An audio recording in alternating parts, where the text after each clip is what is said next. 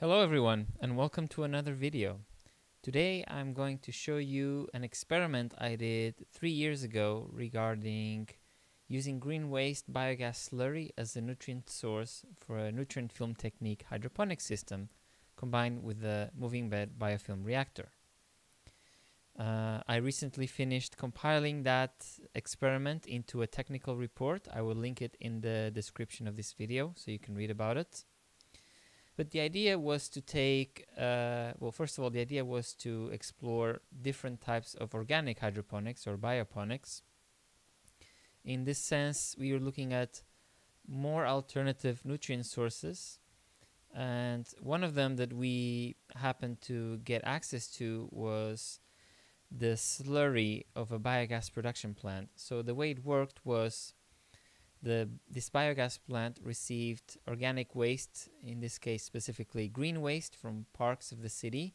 They produced the biogas, and there is a resulting slurry that usually is used for traditional farming soil amendment purposes.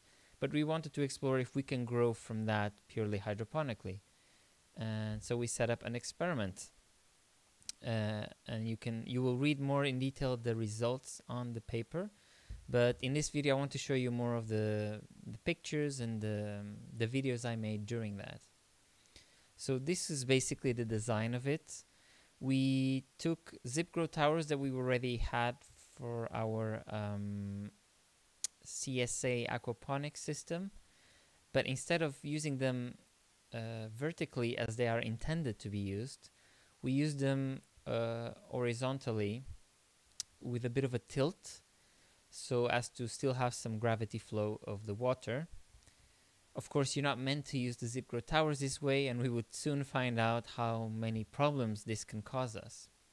But nevertheless, we had the idea that we can still use them as an NFT, and we keep the matrix media that they come with inside, which will help secure the plant and at the same time provide some additional biofiltration where bacteria can develop and process some of the organic molecules still there that are not plant available. But anyway, we have the zipgrow towers tilted, as I said. We have a gutter here, and the water goes into a little reactor, let's say. In our case, it's just a 25-liter jug. In there we have the plastic media where the bacteria, the nitrifying bacteria especially, are hosted. And we have an air pump that is with the hose mixing everything inside, making sure the plastic media and the biofilm inside is exposed to as much of the water as possible. And then we have a water pump that is continuously recirculating the water all the way to the top of the towers. All very simple in practice. So we set this up on early March 2019. You can see here how it looked before it started getting messy. This was in a basement in an office building, so the only source of light was artificial light. And here you can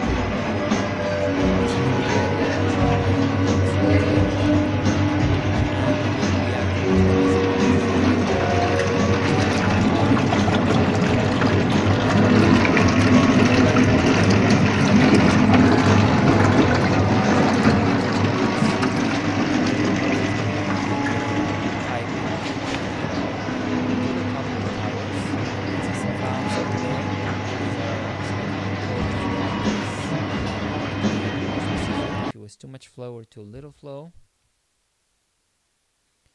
You can see here. So I have measured about 24 liters up to this point, and then I have added approximately 10 liters of the K1 carrier. They are not mixing very well now. I think they need to be wet for a while, property of the plastic, so we will wait and see how the mixing goes in the future. That will enable them to mix better with the airflow. Some more pictures. And this was the nutrient solution that we were using as we received it. So it was quite viscous and with a lot of solids. So one of the things we decided early on was that we wanted to filter it a bit. So we actually used a centrifuge and we recovered the supernatant, the top part of that resulting centrifuge action, and the remaining more solid part we just added to our compost that we had in the office, our vermicompost. But you can see it has a very dark color. It's also very oily in the way it felt. It smelled very like grass, basically. So it was very easy to handle in that sense. Let's have here some calculations. And before that, yeah, here you can see mixing it a little better.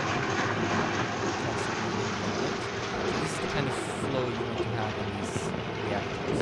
It's not very uniform. You don't want to have like a static layer on the surface. And once we added the actual first slurry, the color, of course, changes. Hey. You can read on the That's 200 milliliters. We should do. Started with 200 milliliters of slurry every week, and then we increased that over time to 600 milliliters. And one last video here of everything kind of flowing together. To get that reactor started, we were seeding it with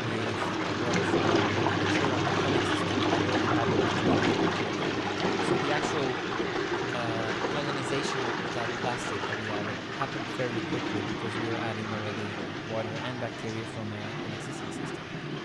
And you can see here how basically the hoses were securing them in the matrix media itself. And the light fixture we were still figuring out. So this was before we added the plants.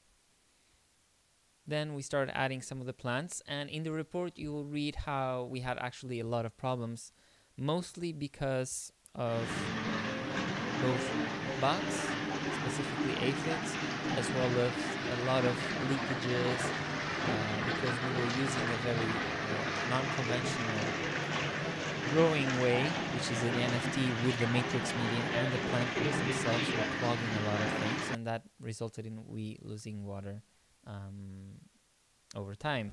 This video you just saw was about 20 days after we started adding the water. I think I have some more pictures here. Yeah, so we added snap peas, I think they were called, basil, Swiss chard, and lettuce. Those were the 4 main crops that we used. But you can see, I mean, some of the damage we had to, you can see some of the bugs here on the left.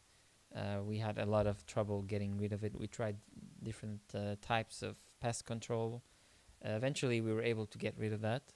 But the plants, regardless of all the disturbances, were always growing nicely, except when the actual disturbance affected the flow of water to the plants, and then they would wilt, and eventually they would actually die in the last day of the experiment.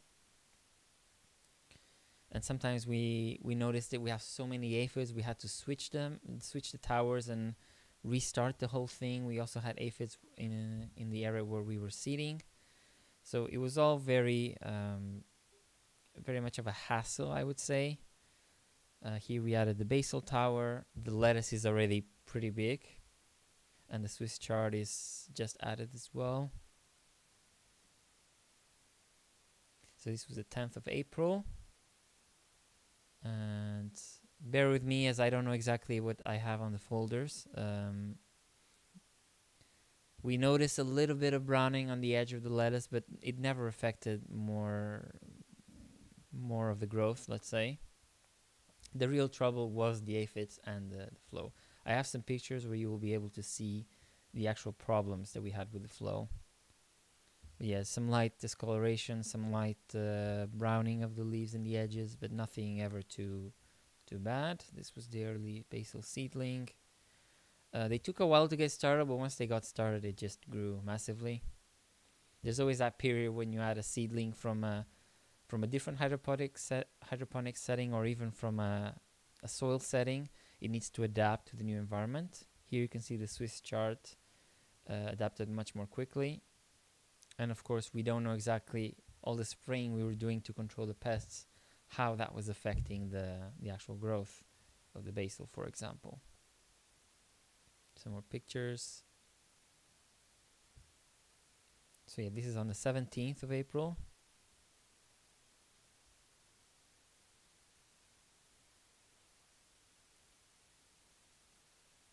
Overall, we were quite happy with the growth. Some updates. These guys have been without lights for 3 days, 2 days, 2 to 3 days. Mention it another day. We have much more growth in the lettuce. No growth almost in the basil. And a lot of growth. Sorry for the vertical video. In the mangoes.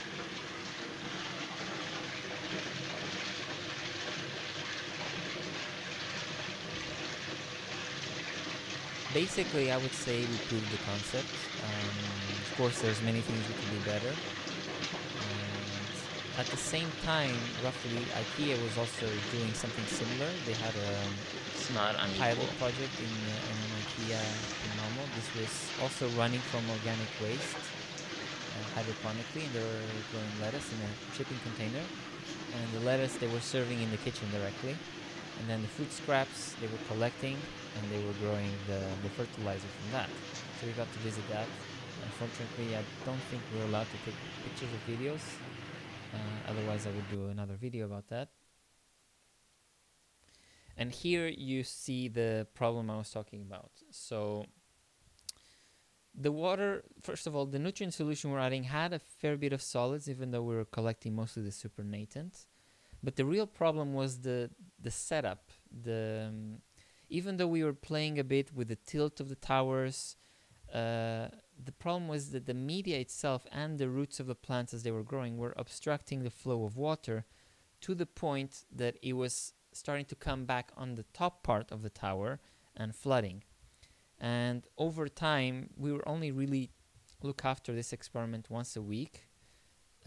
Over time, there will be water losses, and some weeks we would arrive and the lowest point of the system, the reactor, would have almost no water, and the plants would have wilted because the water was not reaching the plants.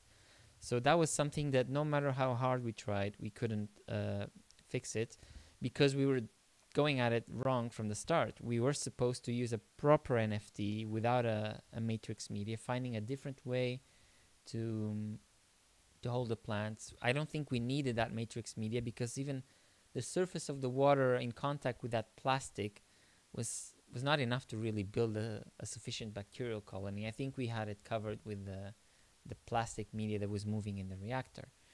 So if we had gotten rid of that plastic and held the plants differently, I think we would not have had any problems whatsoever. And it just goes to show that you sometimes just need to actually use the right tool for the job. And the zipgrow towers were not the right tool for this particular job. They're quite good for actual vertical growing, but not for this kind of horizontal growing that we were doing.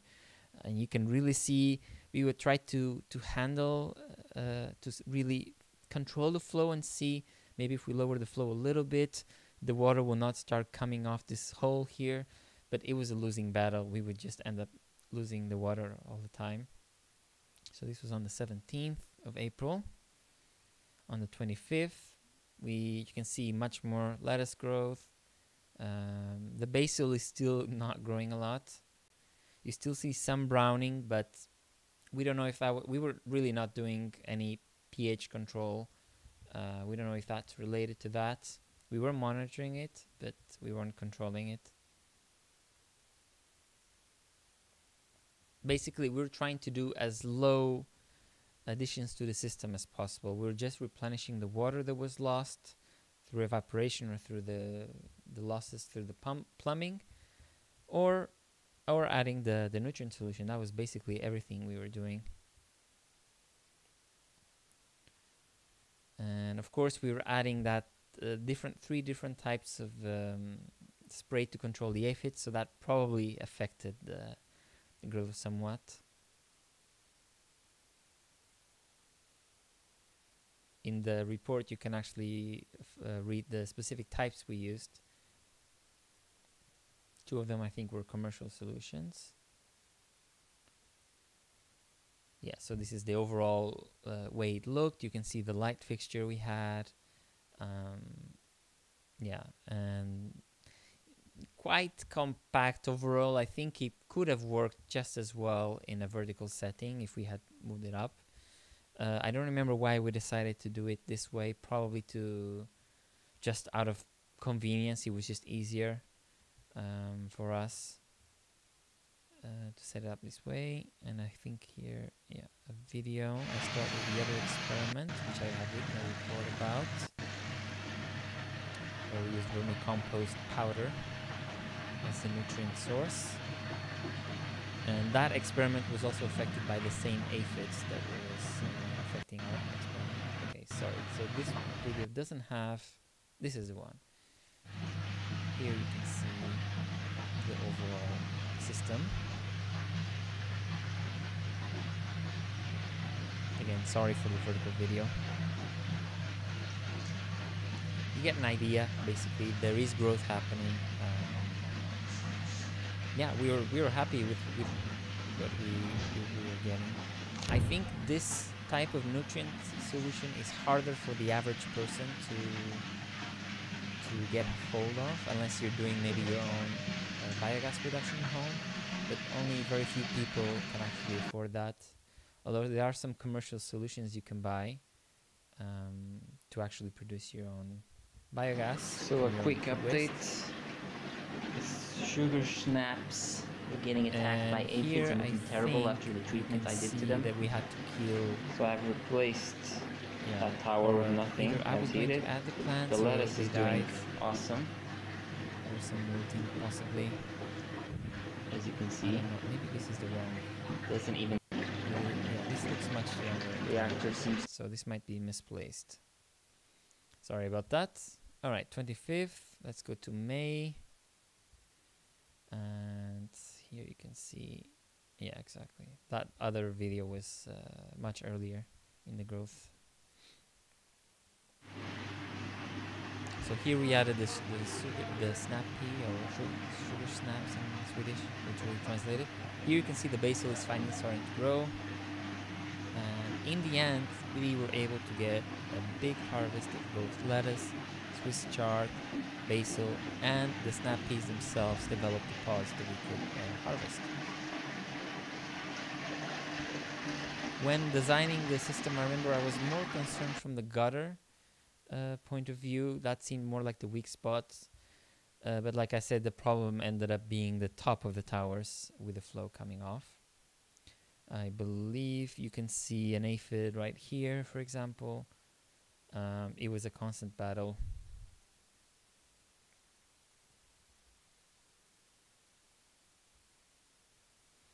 But the Swiss chard was growing nicely.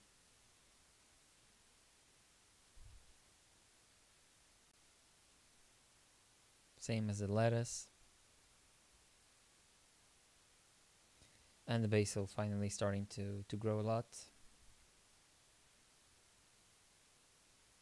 We never really noticed any big discoloration, so we think the solution we were using was basically carrying enough nutrients to handle this variety of crops and this amount of crops. But it's possible if we had tried fruiting plants, it would not have been enough. We did some testing of the soluble chemical oxygen demand, the nitrogen, the ammonia nitrogen, the nitrite nitrogen, and the nitrate nitrogen, as well as the phosphate phosphorus. But we really didn't have a good reference on what to expect, because we noticed that the nitrate was maybe not as big as a mineral hydroponic solution. We decided to increase the dosage of the slurry dosaging per week. So we started at 200 milliliters per week, and we increased it to 400, and then to 600, because we thought maybe the nitrate is the limiting factor, and we should add some more. Okay, 8th of May. We had a different fixture here on the side, but basically the same type of lighting. And we ensured that it was the same level of lighting overall with a PAR meter, photosynthetic active radiation meter. The snap peas are growing up more. The lettuce is just huge. The basil quite big, and the Swiss chard as well. And here you have another video.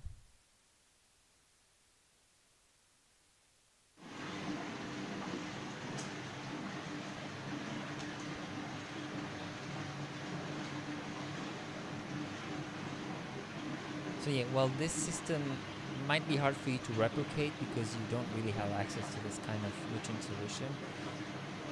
As a proof of concept, it could be implemented in cities. For example, I could envision this nearby the treatment facilities that are producing this. Yeah, here you can see I'm inspecting the lettuce a bit. I think we're growing different types of lettuce, so you can see some of the different colors here.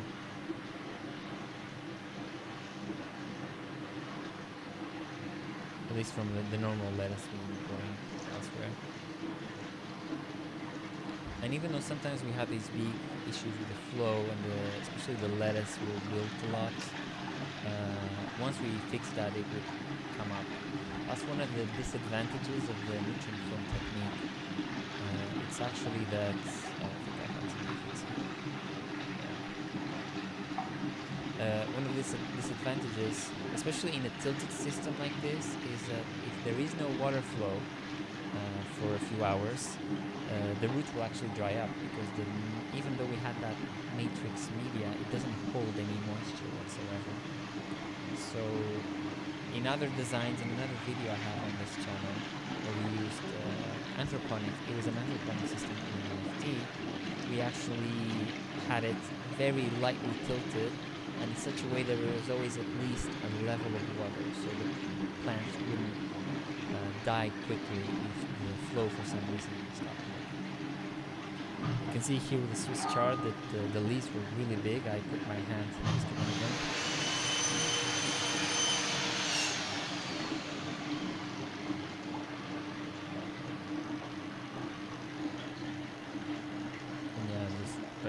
Colors and surprisingly narrow spacing between plants, so that was also, you could get quite a lot of production in a small environment. I don't remember now, but this whole stage, we built a stage for this, and the area we were occupying of the stage, I mean, this was probably would not exceed 4 square meters in a total area. You can see here some of the flooding that happened.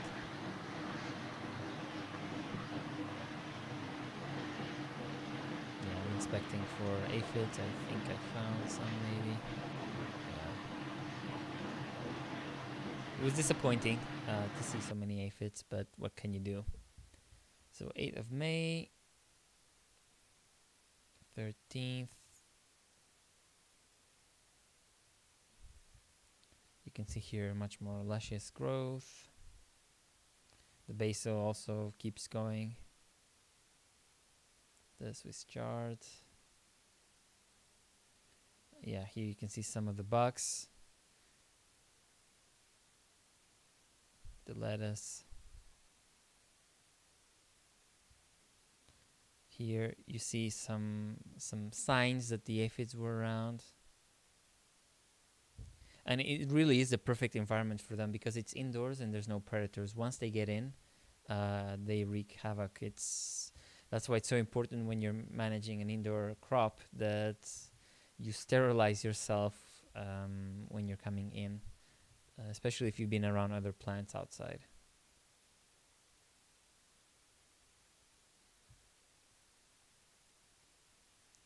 So that is the 13th May. And 15th, probably something happened that we had to go there one more time, because usually we would only go once a week. But here you see the snap peas have started flowering. And the growth continues very well.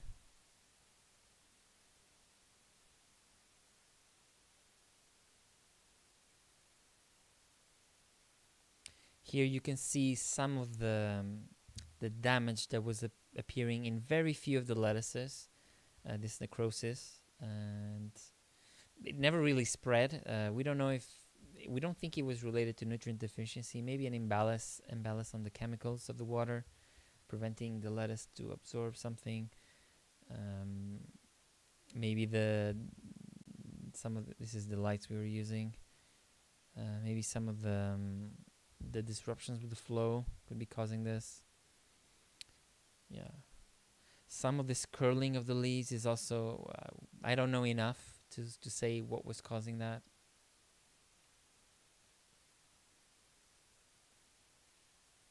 Some of the basil.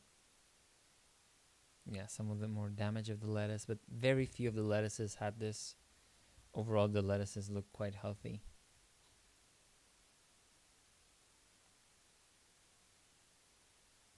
Another overview picture. Some more of the lettuce damage. And here you see a lot of the aphids that were attacking the basil. Yeah, it's quite hard to fully eradicate the plants. Here are some samples of the lettuce leaves that were not doing so well. But you can see compared to the other ones how different they look, and how most of them look normal. And there is another video here, but it doesn't seem to be working very well, so we can open this one instead.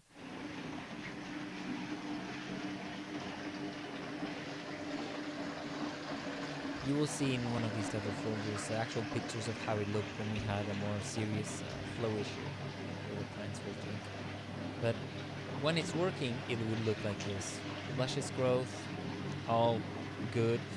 You have the pests, of course, that's the tough part, but also can be managed more or less well. Here you see the aphids.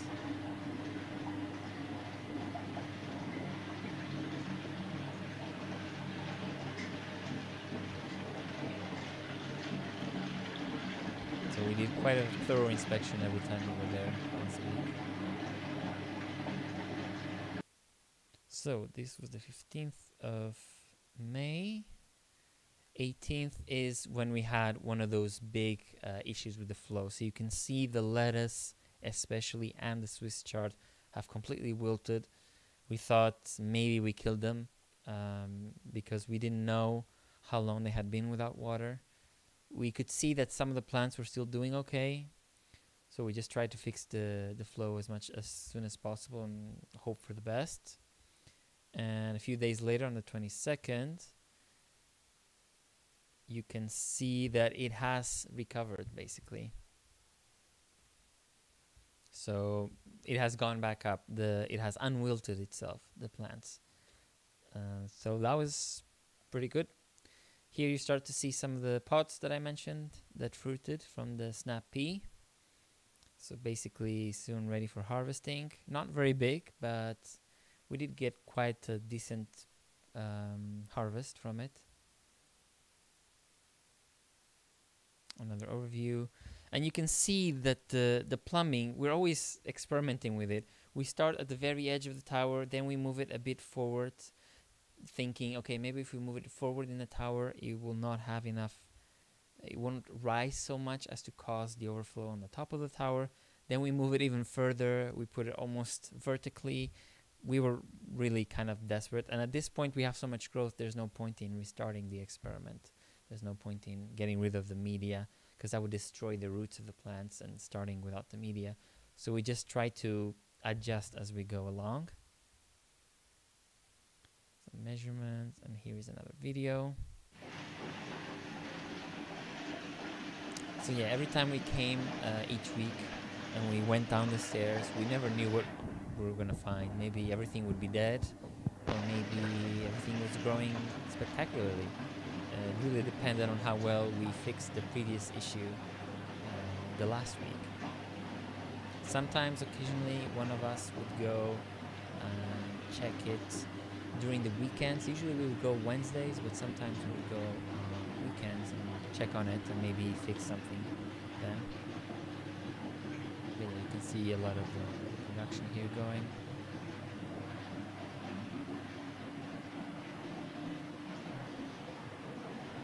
The lettuce, quite big.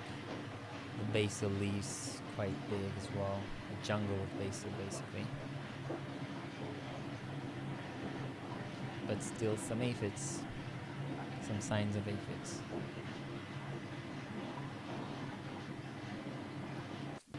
Bit Swiss chard.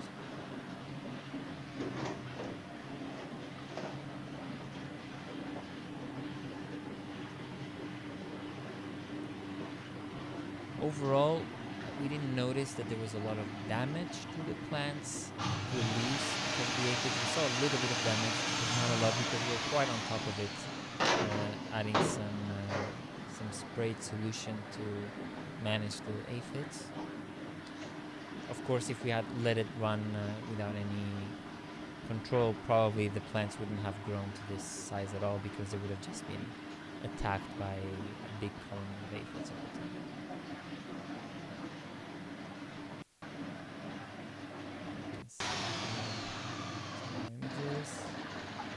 And it's almost over now because the experiment actually ended on the 29th of May, which was when we had another issue with the loss of water, which caused the wilting that you can see, especially in the lettuce tower. And each tower would act differently, so it was difficult to fix something that would affect all of them. Sometimes we thought we fixed for all of them, and then next week one of the towers or more than one had a problem. And yeah, this is when we decided, okay, we've proved the concept. We have shown that you can grow hydroponically using this nutrient solution, this organic nutrient solution. And yeah, we decided to end the experiment and yeah, look at the data and try to draw some conclusions about other experiments we could do related to this. But because this is not something that we could easily get a hold of, basically someone had to drive to the place to get this nutrient solution, or that someone that worked there would have to drive to us. We just decided to prioritize other experiments instead.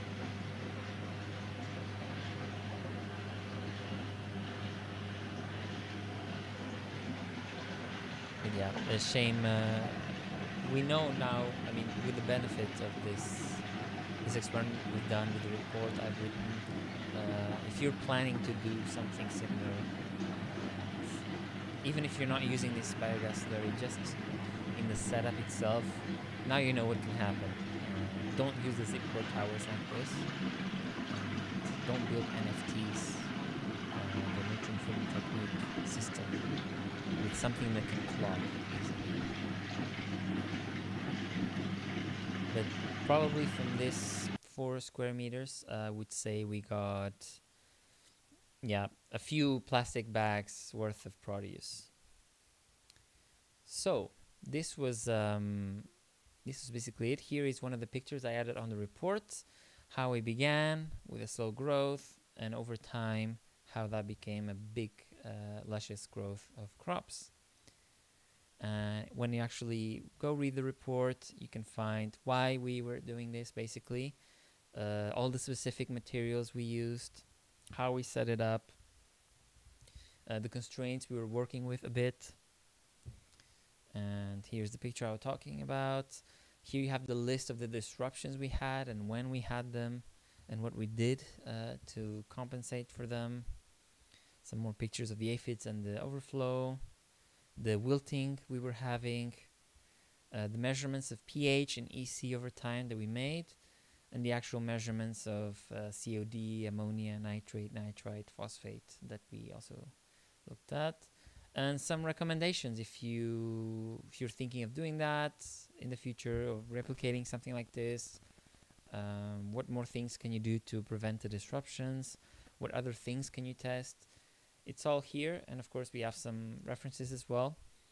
So yeah, this was the experiment we did 3 years ago. Finally, I wrote the report, and finally I made a video about it, so that you can hopefully learn about it and maybe get inspired.